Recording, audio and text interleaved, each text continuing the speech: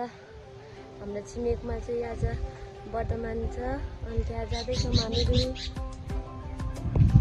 Hello guys भन्नु न, hello guys.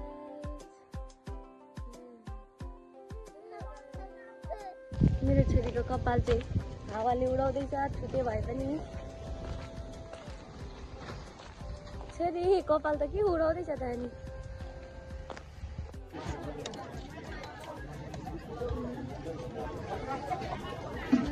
Hello guys, म र मेरो छोरी चाहिँ आज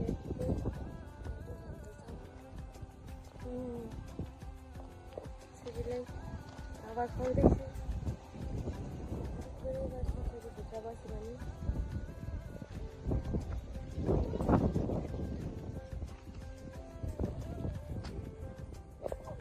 हामी चाहिँ वर्तमानबाट खाएर पनि फर्किँदैछौँ।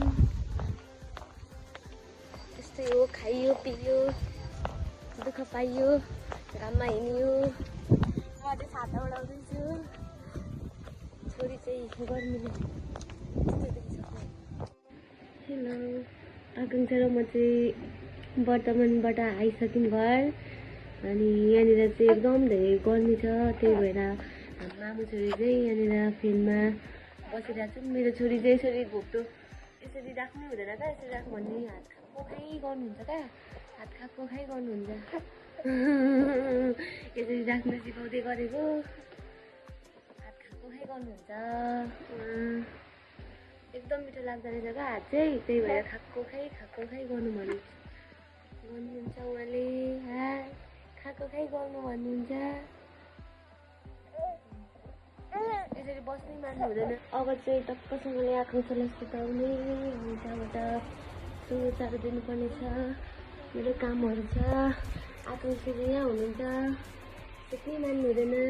मेरो आमा देख्नु बित्तिकै रुइहाल्नु भन्नुहुन्छ, बोकेर डुलाउनु मामु भन्नुहुन्छ। मलाई नदेख्दा एक्लै खेल्नुहुन्छ, मलाई देख्नुभयो भने चाहिँ प्याउली बनिनुहुन्छ क्या हामी। प्याउली बनिनुहुन्छ क्या आकाङ्क्षा, मलाई देख्नु बित्तिकै। आफै चाहिँ खेल्नुहुन्छ, मामुलाई देख्नुभयो भने चाहिँ प्याउली बनिहाल्नुहुन्छ। फटा हुनुहुन्छ नि त छोरी। त्यो चाहिँ यहाँ रिसाउँदै खेल्दै हुनुहुन्छ। साना चाहिँ रिसाउँदै खेल्दै हुनुहुन्छ। उहाँ चित्त बुझ्दैन, रिसाउनुहुन्छ।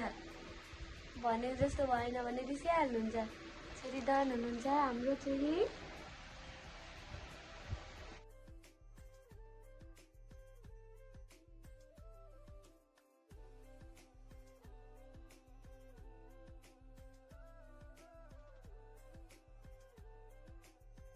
मेरो सानो भ्लगलाई चाहिँ म यहीँ अन्त्य गर्न गइरहेको छु। यो मेरो कोठाबाट सबैजनाले हेरेर साथ सपोर्ट गरिदिनु होला, माया गरिदिनु होला।